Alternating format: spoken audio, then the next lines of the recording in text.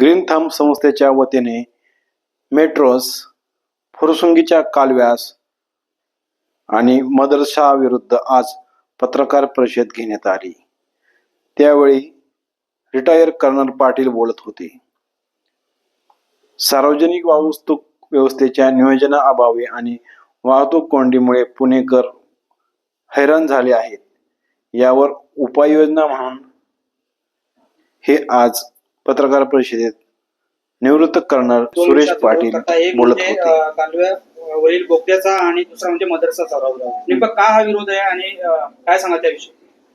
कालव्याचा विरोध हा आहे की धरणामध्ये भरपूर गाळ आहे. तो जर काढला मार्च ते जून महिन्यामध्ये तर तुम्हाला 2 टीमचे पाणी मिळेल आणि तुमचा उद्देश काय आहे की बंद टनेल मधून तुम्ही 2 टीएमसी पाणी वाचवायचा प्रयत्न करताय. तुम्हाला 3 महिन्यातच पाणी देतो आणि 4,000 कोटी आमच्या करदात्यांचे जातील, म्हणून त्याला विरोध आहे.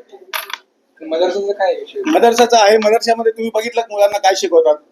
अरे त्यांना राष्ट्रगीत येत नाही, वंदे मातरम तर म्हणतच नाही, पण राष्ट्रगीत येत नाही. त्यांच्या प्रिन्सिपलला बघा तुम्ही, आणि हे सगळीकडे तीच बोंब आहे. मी म्हणतो त्यांना चांगल्या शाळेत घाला ना. आता मदरसेतलं पोरग जेव्हा येतं ते पंक्चर छाप कामं करतात किंवा फळं विकणं किंवा झाडू मारणं. अरे त्यांना द्या ना चांगलं शिक्षण चांगल्या शाळेमध्ये. त्यांना पण डॉक्टर इंजिनियर वगैरे बनवा ना. आता ठीक आहे, काही डॉक्टर इंजिनियर त्यांना चुकीचं शिकवलं जातं म्हणून ते बॉम्ब फोडताय.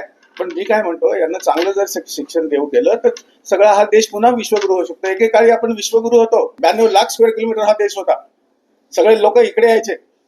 मला सांगा, आपले एज्युकेशन मिनिस्टर कोण होते? आमच्या सगळे जितके पण गुरुकुल होते ते नष्ट केले. कारण आमचा पहिला एज्युकेशन मिनिस्टर होता मौलाना अबुल कलाम आझाद, आणि तो कुठल्या शाळेत गेला नाही, कॉलेजात गेला नाही, आणि तो मदरशामध्ये शिकलेला. आणि मदरशामध्ये फक्त आणि फक्त मजहब शिकवतात, धर्म शिकवत नाही. आणि तिथे मजहबमध्ये फक्त कुराण शिकवतात, आणि कुराण मध्ये क्लिअर कट लिहिलेलं आहे कि अल्लाह के सिवा दूसरे किसी की कोई इबादत करता है उसका वाजिबुल कत्ल है. हे त्यांच्या डोक्यात घातलं जातं. आणि तो तुमचा पहिला शिक्षण मंत्री होता. त्याच्यानंतर 5 शिक्षण मंत्री त्यांचेच होते. कोण होता? MC चावला, हुमायून कबीर, प्रोफेसर नुरुल हसन, फखरुद्दीन आली अहमद. हे यांनी म्हणजे देशाचे पहिले 25 वर्षात हे लोक होते, आणि त्यांनी सगळ्यात आपल्या इतिहासाचा चुकी केलेली आहे. आपल्याला सांगितलं जातं आर्यन थेरी. अरे आर्यन थेरी काय? त्यांना माहितीच नाही आर्य म्हणजे काय. आर्य म्हणजे तुमच्यासारखा श्रेष्ठ ज्ञानी विचारवंत. हा देश, ह्या देशाचं नाव होतं आर्यवत. आता तुम्ही जुने सिरियल पाहिले असतील तर त्याच्यात रामाला हिंदू पुत्र नाही म्हणत, आर्यपुत्र म्हणतात. या देशाचं नाव आर्यवत होतं. तर त्याच्यासाठी म्हणून ग्रीन थंब नामक संस्था स्थापन केली. तसेच खडकवासला ते फुरसुंगी पाणी बोगद्यास ग्रीन थंब संस्थेचा विरोध आहे. या प्रकल्पास हजारो कोटी रुपये खर्च होणार आहे. जे ग्रीन थंब काम गेल्या 20 वर्षापासून करत आहे ते अगदी कमी खर्चात तो गाळ शेतकऱ्यांना देण्यात येत आहे. त्यामुळे शेतकऱ्यांची शेती सुपीक होत आहे व धरणामध्ये पाणी साठवण्यास मदत होत आहे. जुना कालवा जर बंद केला तर दोन्ही बाजूंच्या विहिरींना व बोरवेलला पाणी येण्यास बंद होईल. त्यामुळे खडकवासला समाजसेवा पाणी विरोध आहे. त्यामुळे याबद्दल यांचा तीव्र विरोध आहे. पत्रकारांशी पाहूया धडपड आहे. आता 3 विषय घेऊन आम्ही काय म्हणतात आज पत्रकार परिषद घेतली. पहिला विषय मेट्रोला विरोध. आता मी 60 देश फिरलो. जगामध्ये कुठं सुद्धा मेट्रो नाहीये.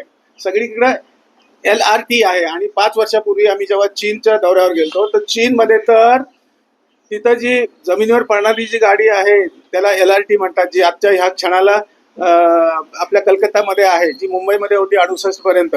तर त्यांची जी गाडी आहे ती जमिनीवरून पडते. काही बांधकाम नाही, काही नाही, रूळ पण नाही. त्याच्यात फक्त सेन्सॉरचे पट्टे मारलेले आहेत.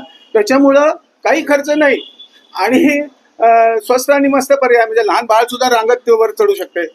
आपल्याकडे आता जे चाललेलं आहे, पुण्याला विद्रूप करून टाकलं.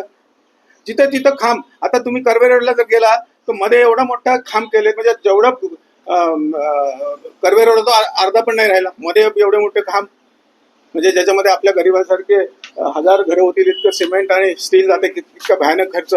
आणि जे दोन्ही बाजूला जे पादचारी मार्ग आहेत त्याच्यावरती तुम्ही जसे सरकणारे जिने लावले तसे 5 स्टार मध्ये असताना इतका खर्च भयानक खर्च, कुणी त्याला बोलायलाच तयार नाही. आणि हे जर तुम्ही याच्यावर 100 रुपये खर्च करत असला तर हे 5 रुपयामध्ये होणारी कल्पना आम्ही देतोय. अच्छा, म्हणून माझी विनंती आहे पुनश्च की आता इथून पुढे जे पण मेट्रो करूच नका, हे जमिनीवरचं पळवा. खडकवासल्यापासून फुरसुंगीपर्यंत 28 किलोमीटरचा बोगदा काढतायत पाण्याचा. तो कशासाठी? म्हणे आमचे अंदाजे 2 TMC पाणी वाचेल. अरे तुम्हाला 2 TMC पाणी मीच देतो ना, गेल्या 25 वर्षात मी करून दाखवले पुण्यामध्ये खडकवासल्यावरती. तुम्ही मार्च ते जून महिन्यामध्ये जेव्हा सगळं पाणी म्हणजे हा तलाव सगळा नागडा उघडा होतो आणि त्याच्यामध्ये 1 एकर, 5 एकर, 10 एकर, 100 एकर, 500 एकराची पठारं झालीत. आणि ही पठारं कशामुळे झालीत?